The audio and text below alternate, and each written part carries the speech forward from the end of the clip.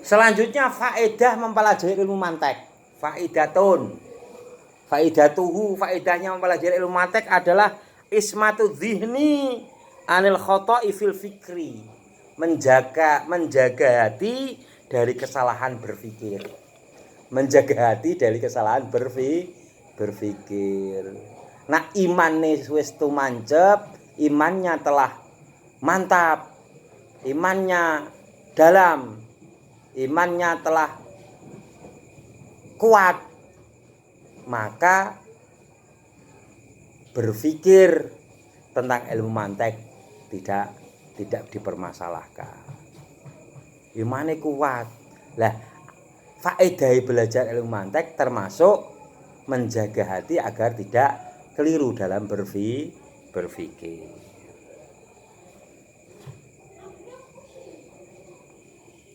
Nah, Imam Ghazali piye? Mala ma'rifata lahu bil mantek la yusaku bi ilmihi. Barang siapa yang tidak mempelajari ilmu mantek, maka tidak dipercaya ilmunya, kurang kredibel, tidak bisa dipertanggungjawabkan karena dia tidak bisa pandai berhujah atau mengemukakan dalil.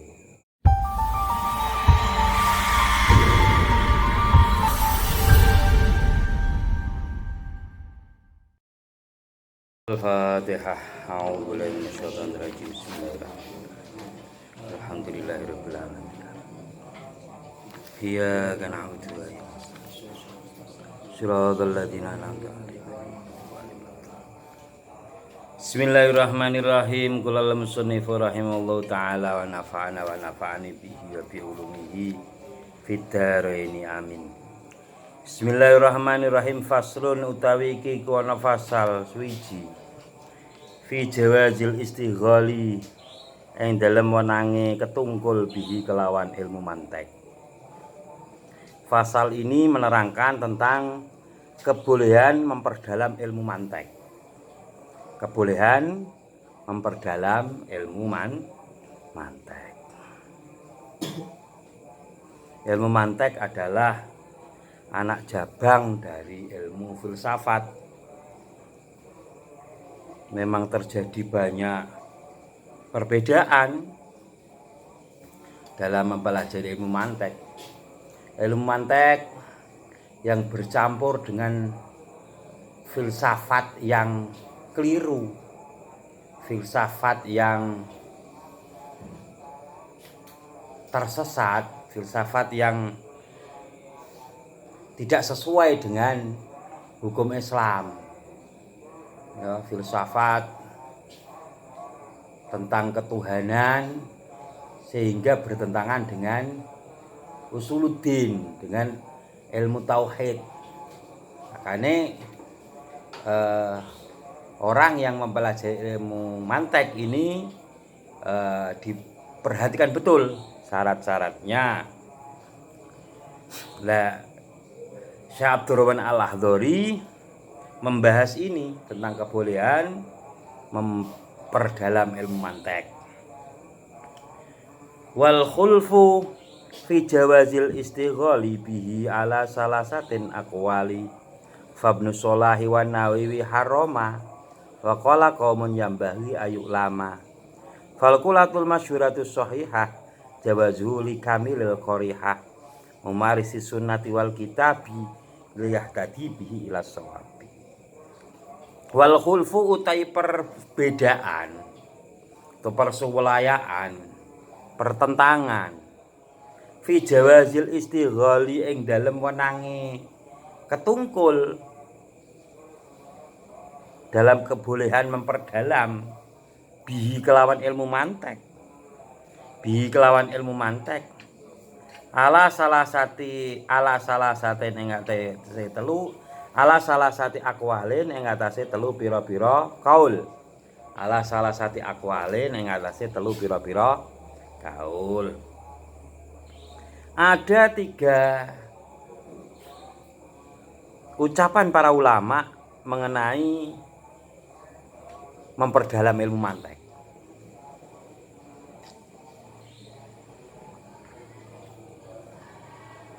Fabnu Solahi utai Ibnu Solah wa Nawawi lan Imam Nawawi iku haroma ngaromake Imam Syarafuddin Yahya An-Nawawi. Ibnu Shalah dan Imam Nawawi mengharamkan ilmu mantek yang bercampur dengan ilmu filsafat yang memang bertentangan dengan usuluddin, ilmu-ilmu ketauhidan, bertentangan dengan Al-Quran dan hadis. Wa qala qaumun wa qala dawu sapa kaum yambahi prayoga apa ayu lama yen to den sinauni apa ilmu mantek. Kaul yang kedua adalah baik dipelajari. Bahkan sing ngarani fardhu kifayah. Sing ngarani fardhu kifayah. Harus ada yang pelajari ilmu mantek. Wal qaulatul masyhuratu utai kaul yang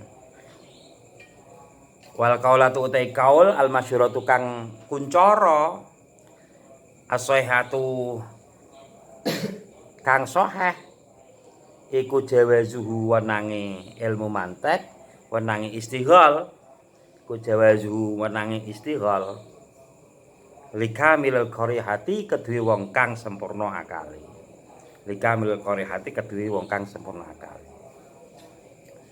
Ada 3 kaul 3 pendapat mengenai belajar ilmu mantek. Yang pertama adalah mengharamkan, yaitu Ibnu Shalah dan Imam Nawawi. Yang kedua adalah baik dipelajari, termasuk di sini adalah Imam Ghazali yang mengatakan baik untuk dipelajari. Yang ketiga adalah kaul yang masyhur yang sahih adalah diperbolehkannya belajar ilmu mantek bagi siapa? Bagi orang yang telah sempurna akalnya. Syaratnya akalnya wis sempurna, wis mampu dan tidak akan menggoyahkan imannya. Mumarisi sunati kang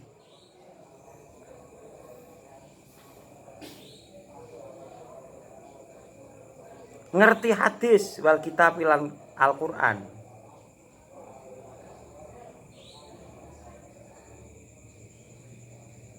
Tor kang ngerti hadis wal kitab lan Quran, akale sempurna, tahu dasar-dasar Al-Qur'an dan hadis. Ini boleh mempelajari ilmu mantek. Karena tidak dikhawatirkan tersesat.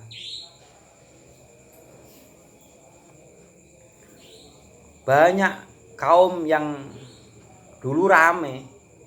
Jadi kaum yang terlalu mendahulukan akal adalah kaum Mu'tazilah. Kaum Mu'tazilah itu sesuatu harus masuk akal.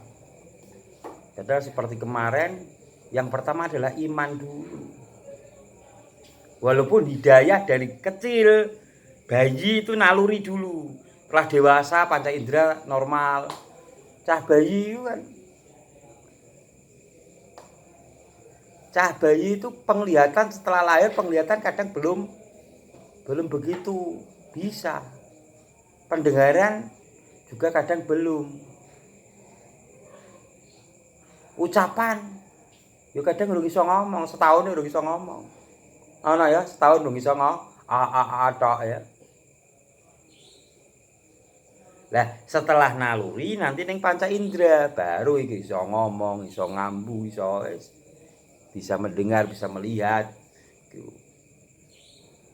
Kemudian setelah dewasa iki terus dikai akal. Setelah kuwi iki nek wis mukallaf asline kan umur 7 tahun kita didik terus, bahkan dari perut kita didik terus tentang sholawatan.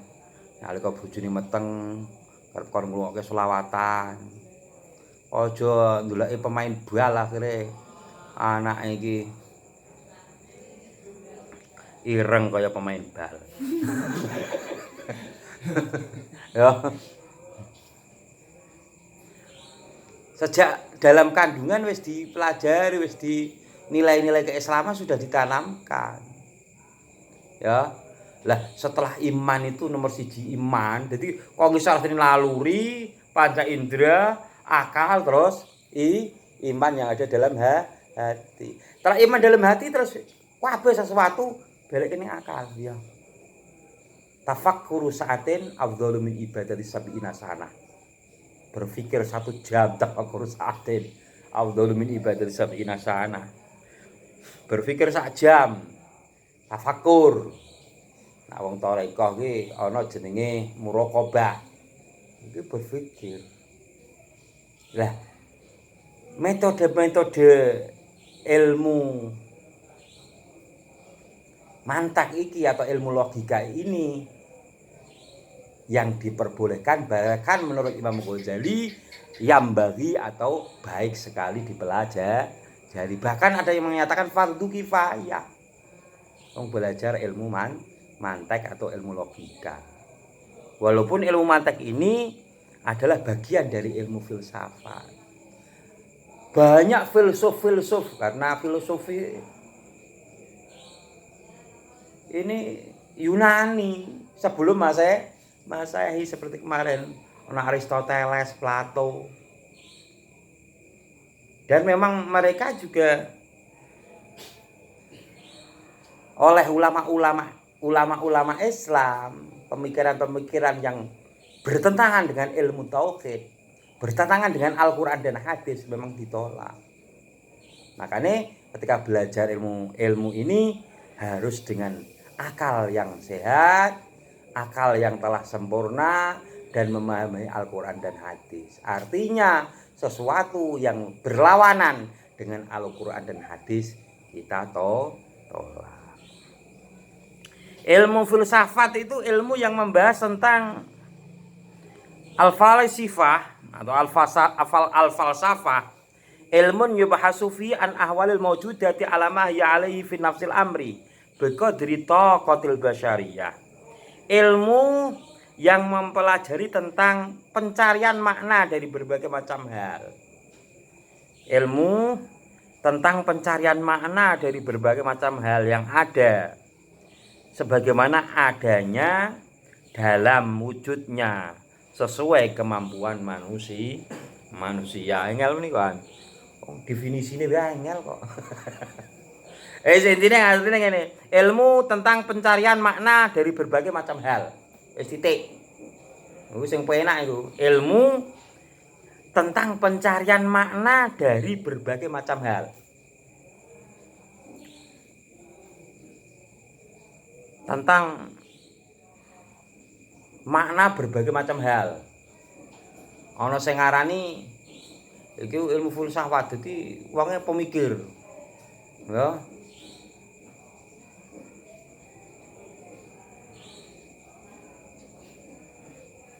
Cara gampang ngene. Ana biasane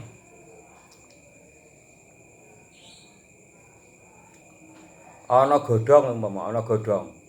Godhong biasanya bunter-bunter, suatu ketika kok tumbuh godhong segitiga. Biasanya bulat kok segitiga. Iki dipikir ana apa iki? Dipikir ana apa?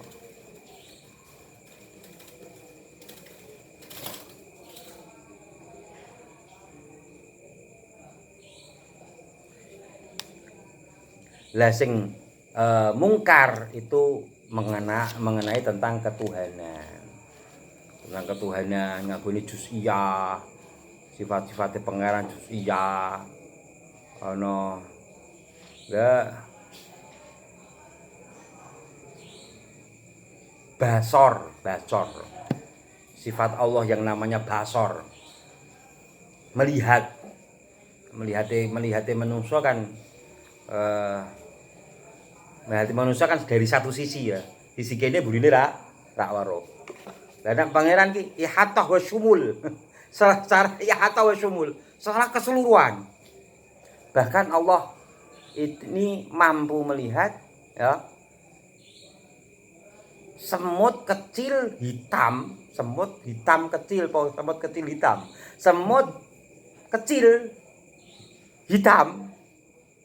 di bawah batu pada malam yang gelap gulita. Nah, sampeyan mesti gelap gulita wis metu ora weruh. Iki maha apa? Basore Allah. Maha tahunya Allah, bahkan sampai orang cuma ning kolbi, ning khofi. Apa yang terbersit dalam sanubari paling dalam khofi. Latifatul khofi, latifatul akhfa. Yang tersembunyi. Iki setan ora iso mampu, nek ning ati setan bisa ndelok. Malaikat bisa. Ngono ya. Iki akhfa. Di ihatah wasyumul. Yang terpenting tidak ilmu falsafah ini tidak bertentangan dengan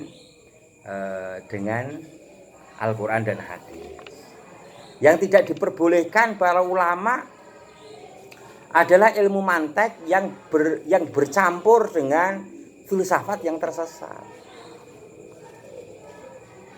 Liyah tadi supaya oleh pituduh sapa kamilil qoreh bihi kelawan ilmu mantek ilah sawabi maring bener, agar mendapatkan petunjuk dalam kebenaran.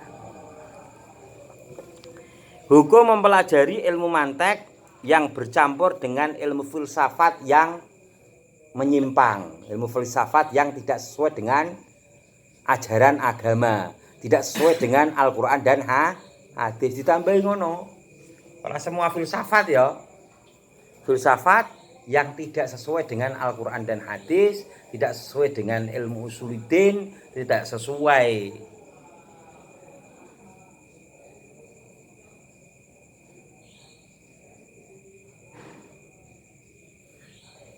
ilmu mantek yang bercampur dengan filsafat yang tidak sesuai dengan Al-Qur'an dan hadis, tidak sesuai dengan ajaran Islam. Ini ada 3 pendapat. Yang pertama adalah haram. Ini menurut Ibnu Shalah dan Imam Nawawi, Syekh Abu Zakaria Yahya An-Nawawi. Kemudian yang bagi baik dipelajari adalah Imam Ghazali. Bahkan Imam Ghazali ini pernah melontarkan satu kalimat, mala ma'rifata lahu bil mantek bi ilmil mantek, ana bil mantek, ana bi ilmil mantek. Sama saja. Mala ma'rifata lahu bi ilmil mantek la yusaku bi ilmihi. La yusaku bi ilmi. Barang siapa yang tidak mengerti atau tidak mempelajari ilmu mantek, yang tidak mengerti ilmu mantek, maka keilmuannya tidak bisa dipercaya, maka keilmuannya tidak bisa dipertanggungjawabkan. Padahal tidak bisa dipercaya atau tidak bisa dipertanggungjawabkan. Iki menurut Imam Ghazali. Karena dianggap tidak kuat pendapatnya. Dan kaul yang ketiga adalah menurut kaul masyhur yang sahih adalah diperbolehkan bagi orang yang telah sempurna akalnya dan telah mengetahui ilmu Al-Qur'an dan ilmu hadis. Dan bagi orang yang tidak sempurna akalnya dan tidak mengetahui Al-Qur'an dan hadis, maka tidak diperbolehkan belajar ilmu mantek. Definisi ilmu mantek. Definisi nak mau ilmu filsafat. Sekarang ilmu mantek. Ilmun yu'rafu fihi anil ma'lumat. Ilmun yu'rafu fihi anil ma'lumat at-tasawwuriyah wa tasdiqiyah min haitsu annaha tusalu ila majhulin tasawwurin au tasdiqiyin. Wah, ngel nih.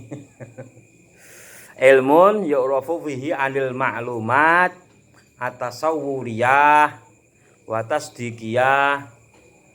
Tak tulis kene ning deskripsi ya. Tak tulis kene ning deskripsi. Tak tulis kene ning deskripsi YouTube ya. Lah Pak Dikte tulisannya samar keliru sampean ya. Ilmu yang ilmu yu'rafu bihi.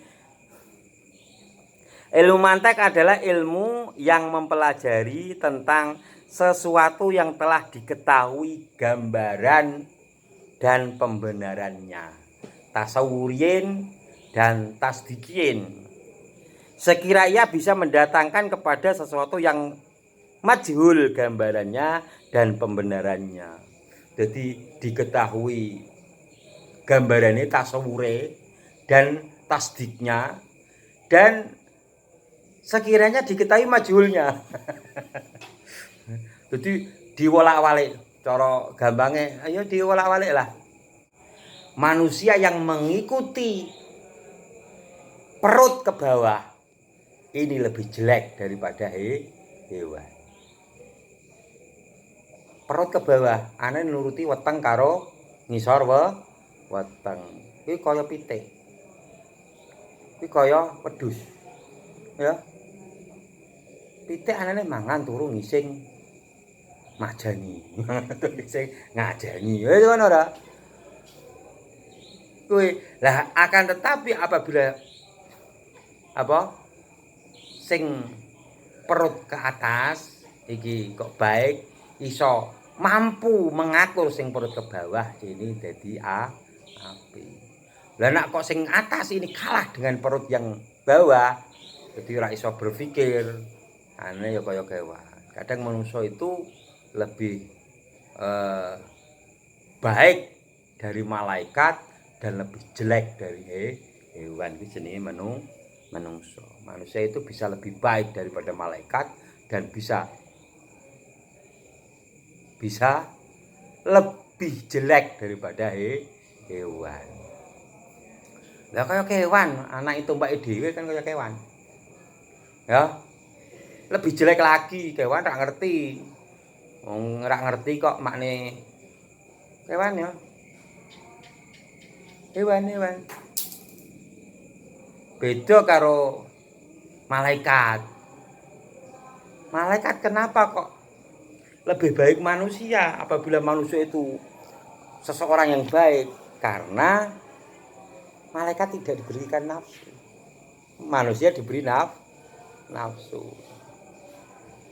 Malaikat juga nafsu tahu njaluk ana malaikat yang nafsu. Malaikat Harut Marut. Dikai nafsu, setelah dikai nafsu dia seneng wong wedok. Seneng wong wedok jebule bojone wong. Akhirnya pisahan. Jadi Harut Marut itu pinter ilmu sihir. Pinter ilmu klenik lah. Dan memisahkan makanya sampean aja ngudo budayane wong. Bahkan sampai dipelet sampean jadi pelakor. Lah Harut Marut karena pernah menjadi malaikat, dia meminta hukuman di dunia. Karena hukuman di dunia karena sudah selesai nanti akan kembali. Beda dengan hukuman akhirat, wis sak lawase. Kejaba dia ada iman. Sampai dengan batas dosanya. Apabila dia seorang mukmin. Neraka kan ana jahanam. Ada 7 pintu jahanam. Ladha, Hutama, Sakor, Jahim, Sa'ir, Hawiyah. Apa jahanam, Ladha, Hutama, Sakor, Sa'ir, Jahim, Hawiyah. Wa ma adraka ma hiya narun hamiyah. Hawiyah ini neraka yang paling dasar dan ini tempat orang-orang munafik. Tempat orang-orang munafik.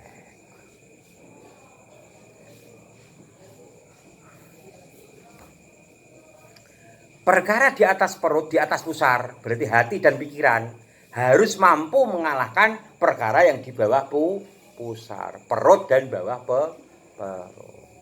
Ojo terus ora, hati ini sebagai raja, akal ini sebagai penasehat. Dan iki anak buah kabeh weteng. Ora terus ini nuruti hawa nafsune weteng karo hawa nafsune ngisor weteng. Hasrat makan, nafsu makan, dan nafsu seksual. Itu paling parah. Makanya harus dikendalikan,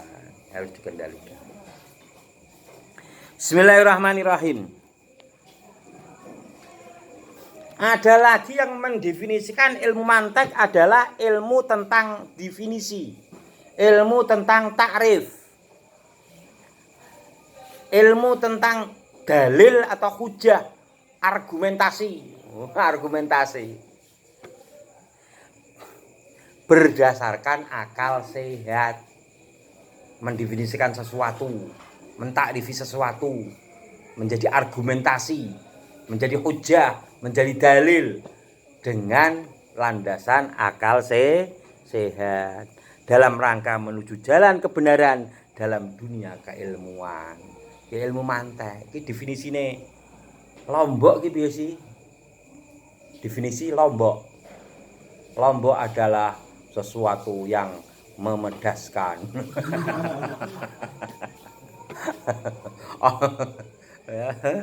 Mendefinisikan sesuatu. Ada lagi yang menyatakan ilmu tentang cara berpikir. Iki nek ketok sinau nang ngono lho. Ning kene ra ono, ketok nak sinau lho. Ilmu tentang cara berpikir yang tepat. Ilmu mantek. Ilmu tentang cara berpikir yang tepat, sehat dan benar. Tepat, sehat dan benar. Ilmu tentang cara berpikir yang tepat, sehat dan benar untuk memperoleh jalan kebenaran sesuai dengan peraturan. Kuwi jenenge ilmu cara berpikir yang tepat, sehat dan benar untuk memperoleh jalan kebenaran sesuai dengan peraturan dalam ilmu mantek. Kuwi berbagai definisi dari ilmu mantek. Maudhu'nya atau materi yang dipelajari adalah sesuatu yang telah diketahui. Maudhu' pokok bahasa adalah sesuatu yang telah diketahui, gambaran dan pembenarannya, tasawur dan tasdiknya. Dan sah juga apabila disebutkan kemajhulannya. Ini maudhu'nya, materi yang dipelajari dalam ilmu mantek. Kemudian wadhi'nya, peletak atau pelopor ilmu mantek adalah Aristoteles. Wong Yunani mau diakui. Tapi kan universal, ora menuju ke agama sesuatu, agama tertentu, filsafat. Akan tetapi dari filsuf Islam ini membatasi.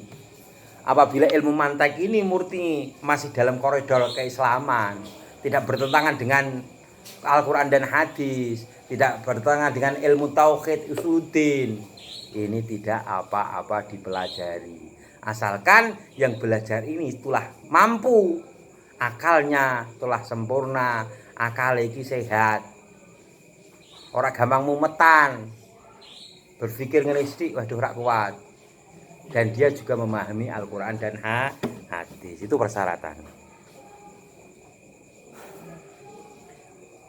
Hukum mempelajari tadi tafsil, ya.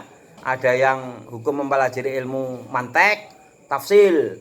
Ada yang menyatakan haram seperti Ibnu Shalah dan Imam Nawawi. Ada yang menyatakan sunnah atau baik sekali, baik yang bagi itu baik sekali, bahkan mengatakan fardu kifayah, Itu termasuk di dalamnya adalah Imam Ghazali. Dan yang ketiga adalah menurut kaul yang masyhur diperbolehkan dengan syarat akalnya telah mampu dan dia juga telah paham dengan dalil Al-Quran dan hadis. Ini hukum mempelajari ilmu mantek. Selanjutnya adalah namanya ilmu mantek. Ada lagi yang menamakan ilmu mizan. Ilmu mizan. Ada lagi yang menamakan mi'yarul ulum. Waduh, pokoknya derek tulis wae. Aku ya tekan nulis tok. Mi'yarul ulum atau ilmu mizan. Selanjutnya faedah mempelajari ilmu mantek. Faedahnya mempelajari ilmu mantek adalah ismatu dzihni anil khoto'i fil fikri. Menjaga hati dari kesalahan berpikir. Menjaga hati dari kesalahan berpikir. Nah, imane wis tumancep, imannya telah mantap, imannya dalam, imannya telah kuat, maka berpikir tentang ilmu mantek tidak dipermasalahkan. Imane kuat. Lah, faedah belajar ilmu mantek termasuk menjaga hati agar tidak keliru dalam berpikir.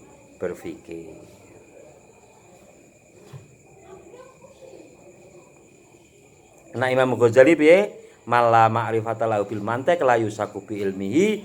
Barang siapa yang tidak mempelajari ilmu mantek maka tidak dipercaya ilmunya, kurang kredibel. Tidak bisa dipertanggungjawabkan karena dia tidak bisa pandai berhujah atau mengemukakan dalil. Wes Al-Fatihah. A'udzubillahi minasyaitonir rajim. Bismillahirrahmanirrahim. Alhamdulillahirabbil alamin arrahmanirrahim. Yaumiddin. Iyyaka na'budu wa iyyaka nasta'in. Ihdinas siratal mustaqim. Siratal ladzina an'amta 'alaihim ghairil maghdubi 'alaihim waladdallin. Diwaca Nabi. Bismillahirrahmanirrahim. Wa qulu fil jawazil ishtighali bi ala salasatin aqwali fa nusolahi wa nawawi harama wa qala qawmun yang bari ayyulama fa qalatul masyuratu sahihah jawazul kamilil qariyah marisi sunnah wal kitab la yatati ila sawabi. Assalamualaikum warahmatullahi wabarakatuh.